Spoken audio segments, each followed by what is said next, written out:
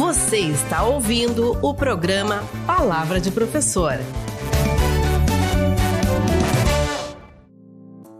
Olá! Segunda-feira, 1º de dezembro. Inicia agora o programa Palavra de Professor, uma produção da Durg Sindical para a Rádio da Universidade 1080M. Este programa foi selecionado no edital de chamada para seleção e veiculação de conteúdos na Rádio da Universidade em maio de 2025.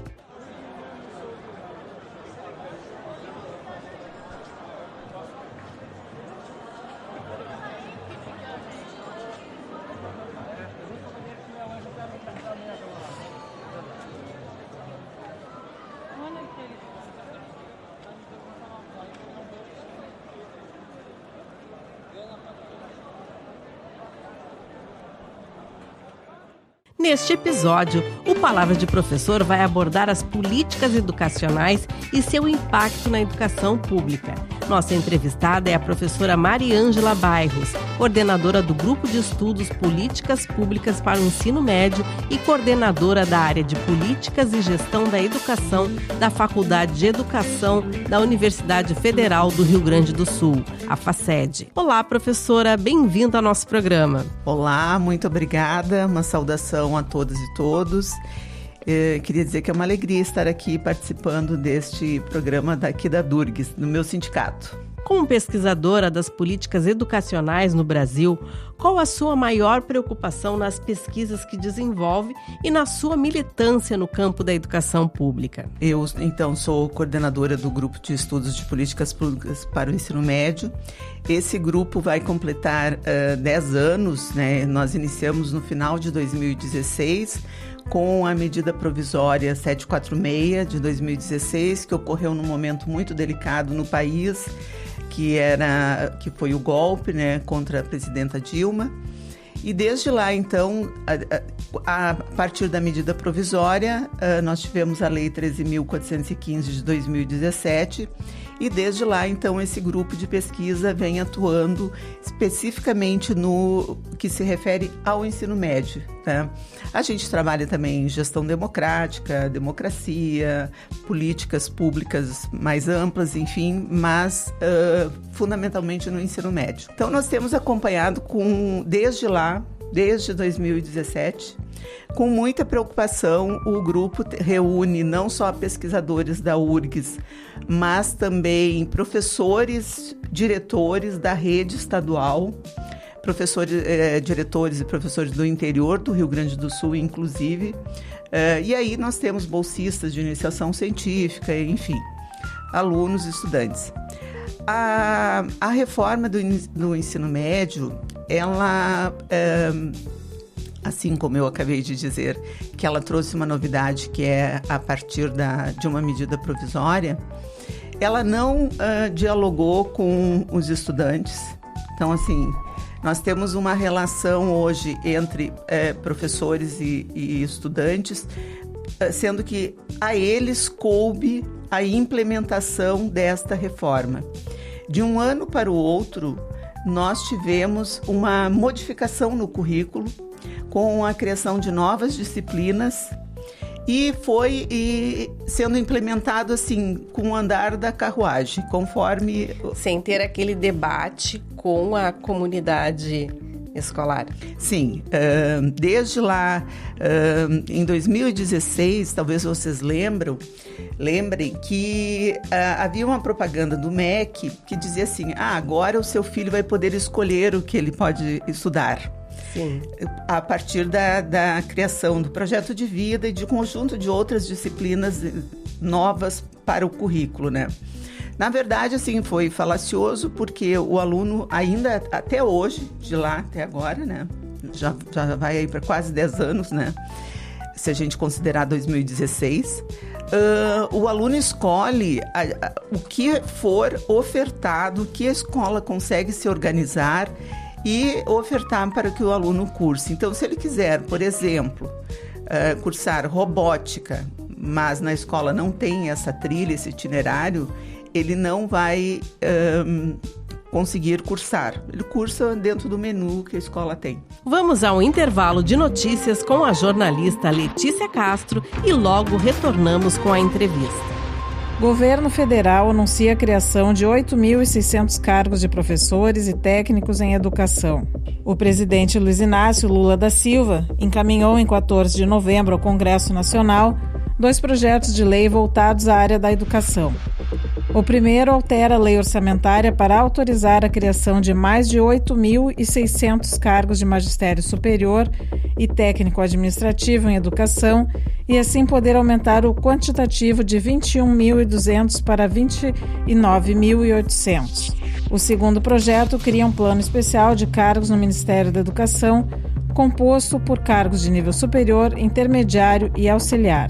1 em cada 4 jovens ainda não concluiu o ensino médio. Levantamento do Todos pela Educação, divulgado em 17 de novembro, indica que no ensino médio, a taxa de conclusão aumentou de 54,5% em 2015 para 74,3% em 2025. Mas, apesar dos progressos, 1 em cada 4 jovens de até 19 anos não concluiu a educação básica.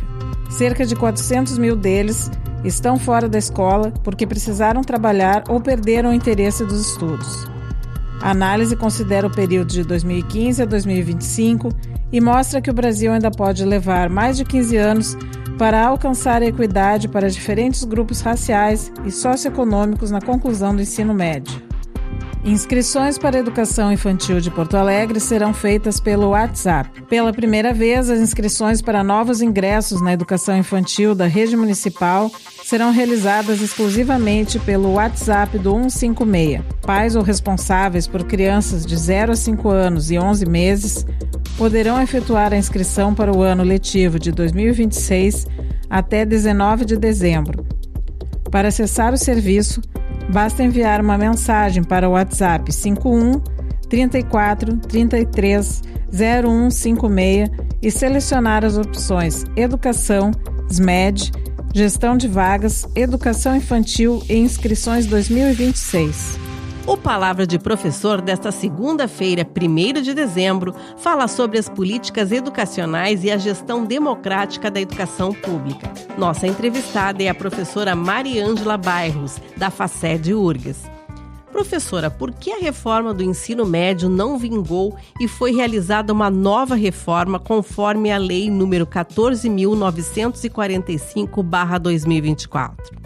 Não é dito pelos governos ou pelo governo federal, enfim, não é dito, mas na verdade, para fazermos uma reforma tão breve, tão rapidamente, havia sim e aí os pesquisadores do Brasil inteiro trouxeram esses debates para as redes, para a público, de que houve um fracasso sim na primeira reforma, né? E agora a gente está então implementando essa nova legislação de 2024. E quais foram as suas principais impressões sobre a reforma? Nós acabamos de aprovar o Sistema Nacional de Educação. Então, assim, nós não tínhamos um sistema nacional, assim como nós temos de saúde, né, o SUS. Que é o SUS da educação, que foi sancionado agora há pouco pelo presidente Lula. Então, assim, não houve uma organização em nível nacional. Cada estado se organizou do jeito que podia. Uma coisa que eu acho importante a gente retomar aqui, ok, vamos fazer uma reforma. Eu não partilhava dessa ideia, né? Mas enfim, vamos fazer a reforma. Só que com isso a gente tinha que ter pensado em equipar as escolas, né? Nós temos ainda em 2025 escolas sem internet. Até tem os computadores, tá? Não vou citar o nome das escolas por uma questão ética. Tem os computadores e não podem utilizar porque não tem internet com velocidade. Então, assim, não houve uma preparação para que a reforma ocorresse de forma qualificada. Então, isso foi um agravante nessa reforma. Ela colocou responsabilidade sobre professores e alunos, ponto. Vire-se, resolvam-se. É isso.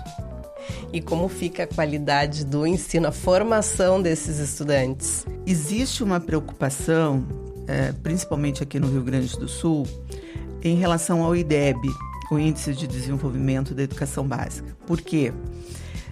porque não atingiu ainda a meta prevista, né, para o Rio Grande do Sul. Nós temos uma narrativa.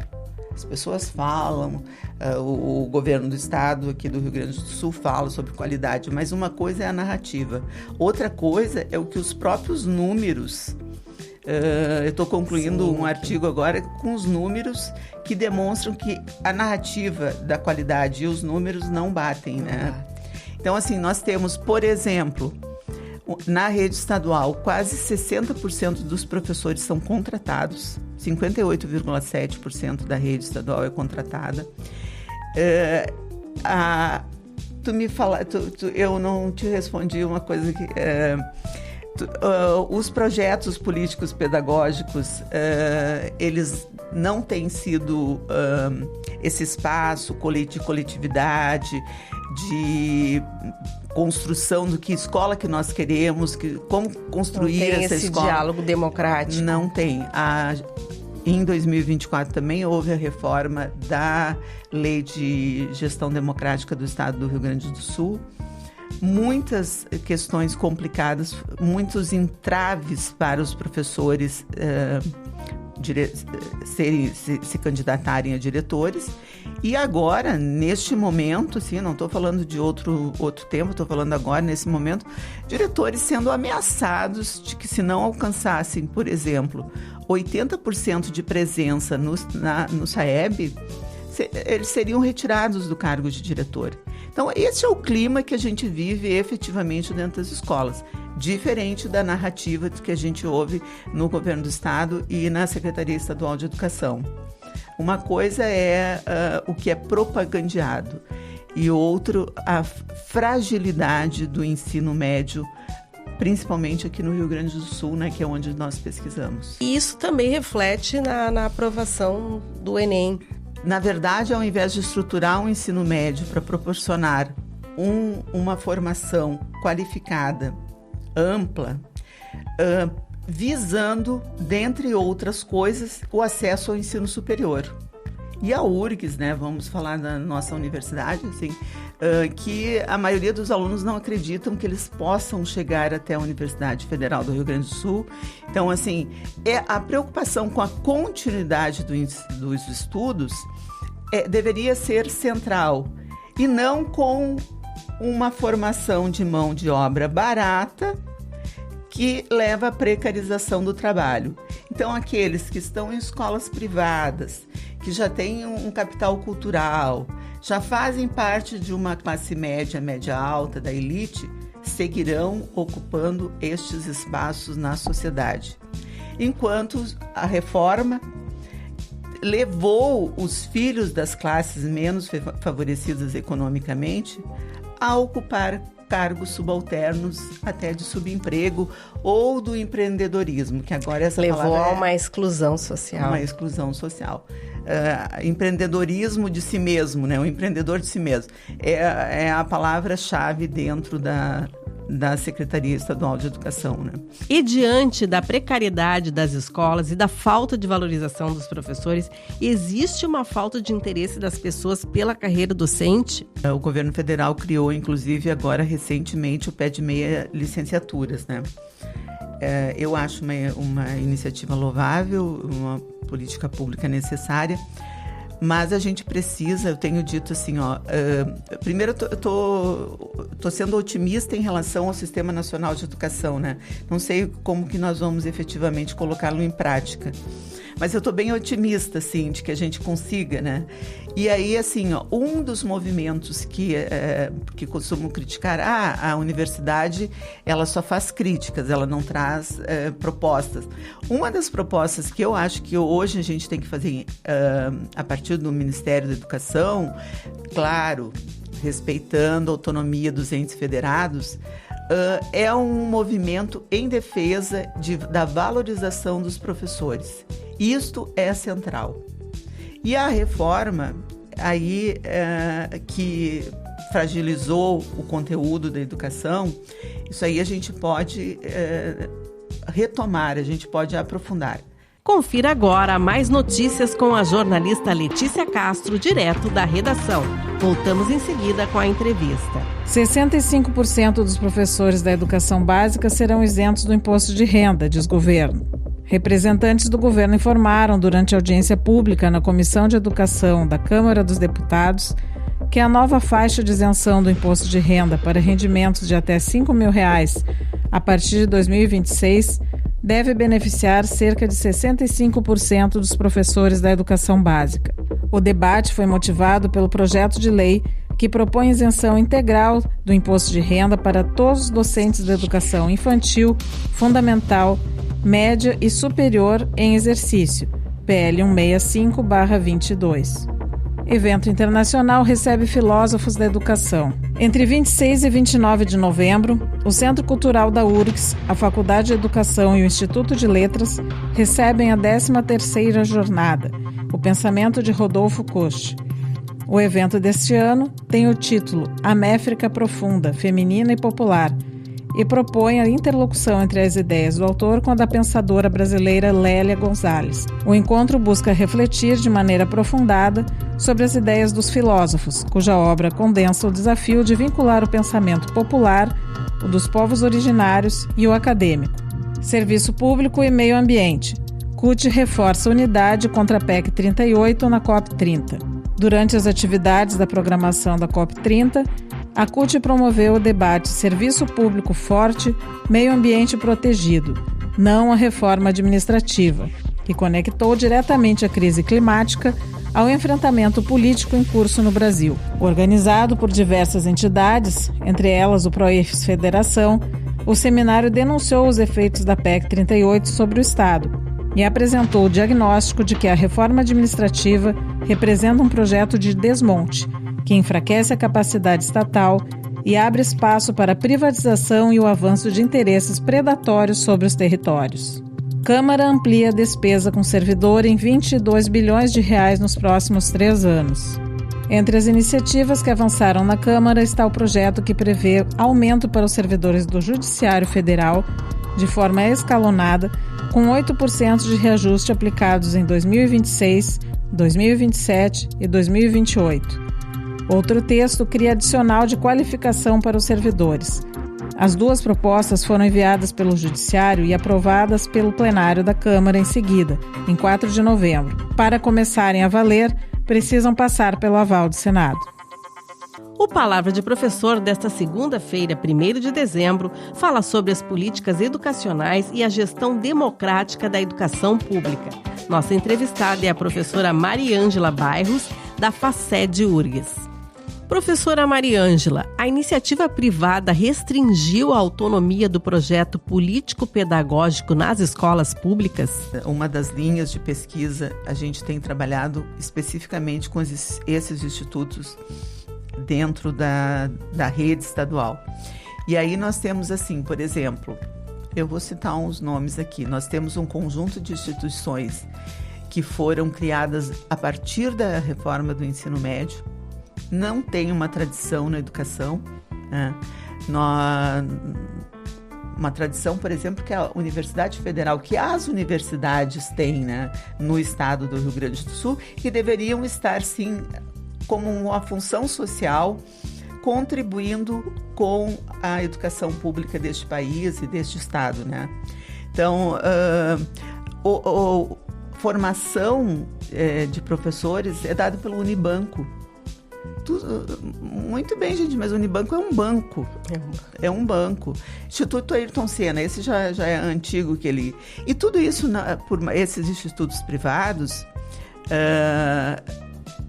bem difícil de a gente ter acesso aos valores que eles recebem, né? Mas, obviamente, que eles não trabalham de graça. A Secretaria tem que trazer a público quais os valores estão sendo repassados para essas instituições privadas, quando as universidades poderiam estar fazendo esse trabalho gratuitamente, né? Numa parceria, enfim, em defesa de uma educação pública de qualidade.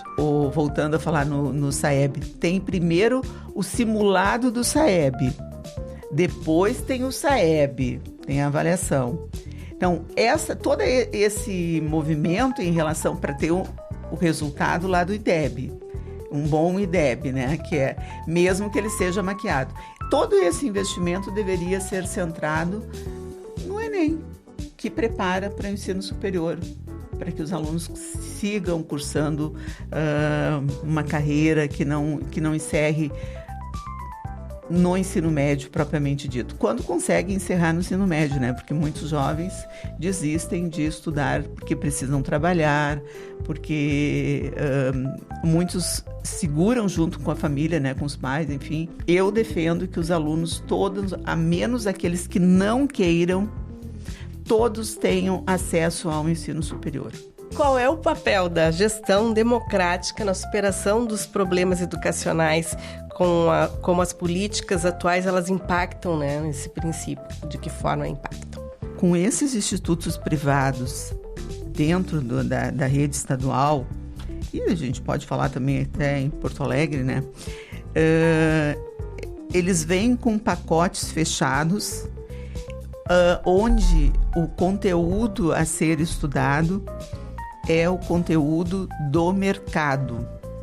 Então, nós não temos mais uma preocupação com a coletividade, com construir um projeto político-pedagógico a partir da reunião dos 4 segmentos da escola: pais, alunos, professores, demais trabalhadores em educação dentro da escola, né? Aí vem a merendeira, enfim, porteiro, enfim, envolvendo todos os segmentos. E eu brinco, quando eu falo sobre isso, que eu tenho lugar de fala. Porque eu fiquei 10 anos na Secretaria Municipal de Educação de Porto Alegre, onde nós implantamos esses projetos. Por exemplo, Congresso Constituinte, a gente fez com todas as escolas de Porto Alegre, né? Construímos a Escola Cidadã. Então, assim, eu falo de um lugar de alguém que já vivenciou e que realmente é possível fazer isso. Pode ser que alguém diga, mas tudo isso aí é utopia. Ela está falando de coisas que não existem. Existe, já existiram. Na sua experiência, aconteceu. Aconteceu efetivamente, né? Com a construção do projeto político-pedagógico, da criação da lei de eleição de diretores, do Conselho Municipal de Educação. E tudo isso vem sendo atacado neste momento. Nós estamos perdendo os acúmulos históricos que nós construímos a partir da Constituição Federal de 1988. É um ataque geral à democracia. Um ataque geral à democracia, que começa desde a mais tenra idade, lá dentro da escola, né? Que não se debate mais o que é democracia, que não se debate mais cultura. Por exemplo, eu falei que 60% da rede estadual, quase 60%, 58%, são professores contratados, tá? Esses professores não podem se candidatar a diretores de escola. Então, veja, e sem falar no conjunto de direitos que eles também não têm porque não são efetivos, né? Não são concursados. Então, professora, para encerrarmos a nossa entrevista, que mensagem a senhora deixa para os nossos ouvintes? Eu queria primeiro agradecer novamente, né, a oportunidade de estar aqui debatendo com vocês, conversando, aliás, e deixando algumas ideias. A mensagem que eu deixo é que a gente tem que investir na educação pública, né? E quando a gente fala investir, não estou falando só do Fundeb, né, do Fundo de Educação Básica, mas também falando em relação a esse processo importante que é de equipar as escolas para dar qualidade estrutural e também a gente conseguir trabalhar de forma diferenciada dentro das escolas. E para isso, a minha mensagem é no sentido de que a gente precisa pensar muito bem em quem que a gente elege, né? Então, essa é a mensagem que eu deixo. Muito obrigada, gente. Agradecemos a participação da professora Mariângela Bairros no Palavra de Professor desta segunda-feira, 1º de dezembro. Agora vamos à dica cultural com a jornalista Annelise Cáceres.